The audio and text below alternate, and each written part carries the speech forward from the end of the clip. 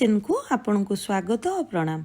आज मु जन्माष्टमी उपलक्षे ठाकुर पाखरे भोग लगेवा पाई क्षीर प्रस्तुत करने सुंदर और स्वादिष्ट संदेश लड्डू यह मध्य सहज उपाय रे घरे बनै पारिबे। चलतु यह प्रस्तुत करवा। संदेश मिठा बनैबा पाई इंग्रेडिएंट गुड़िक है 1 लिटर क्षीर, 100 ग्राम मिल्क पाउडर, 25 ग्राम कंडेन्स मिल्क, 50 ग्राम सुगर आउ हाफ टी स्पून इलायची पाउडर, किछि विनेगर। चलतु एबे हमें क्षीर रु छेना प्रस्तुत करवा। गैस पे लगेगा प्रथमे।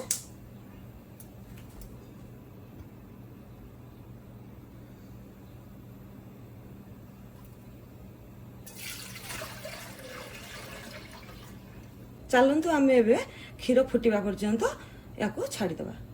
देखंतु क्षीर फुटी आसलानी। बर्तमान आम छेना छिड़ेबा। अल्प विनेगर पकई पकई आम क्षीर को बर्तमान छिड़ेबा।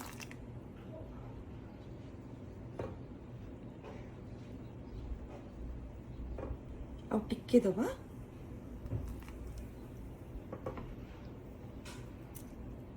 देखो क्षीर ए बर्तमान छिड़ा को स्टार्ट है। एबे सुंदर छिड़ी गलानी। तार कलर मध्य आसी गलानी।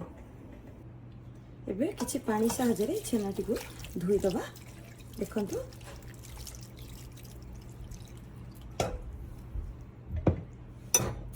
आउ ताकू पुणी एमिति कन्नारू पानी बाहर कर दबा। आउ ठंडा हवा पाई किछि समय छाड़ दबा। चलंतु आमे एबे वर्तमान छेना को अधा कर दबा। अधा चीनी साहाय्य चकटिबा आउ किछि अधा रखी दबा। वर्तमान आमे चीनी एथिरे पकेई आमे चकटिबा। याको वर्तमान आमे एमिति चौटिबा आउ याको नरम हवा पर्यंत एमिति चकटुथिबा। वर्तमान मु छेना को चीनी रे चकटिकी रखिछि आउ सेही चकटा छेना को वर्तमान मु कढ़ाई रे भाजीबी।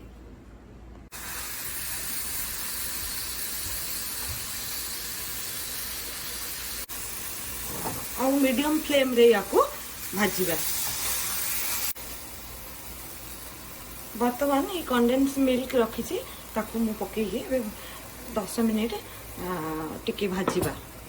देखंतु पूरा हे आसलानी। वर्तमान पानी पूरा सुखी आसलानी। ताकू वर्तमान प्लेट रे काढी ठंडा टिके करिबा। तापरे पुरुणा छेना सहित ताकू चकटिबा। पुणी ताकू एमती ठंडा टिके हवा पर्यंत छाड़ी दबा।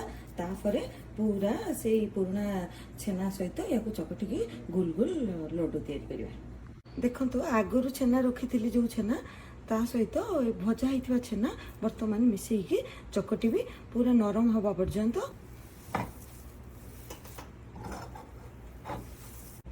देखंतु मु एमती चकटिकी याकू एमती रोलटे बनैछि।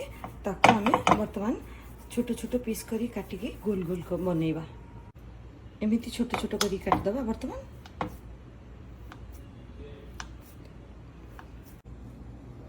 एमती गोटे गोटे आनिकी एमती ताकू गोल करी मिल्क पाउडर रे आपण ताकू गोड़ेकी सर्व करि परिबे। एमती गोटे गोटे करी सब मिठा हमें बनैबा।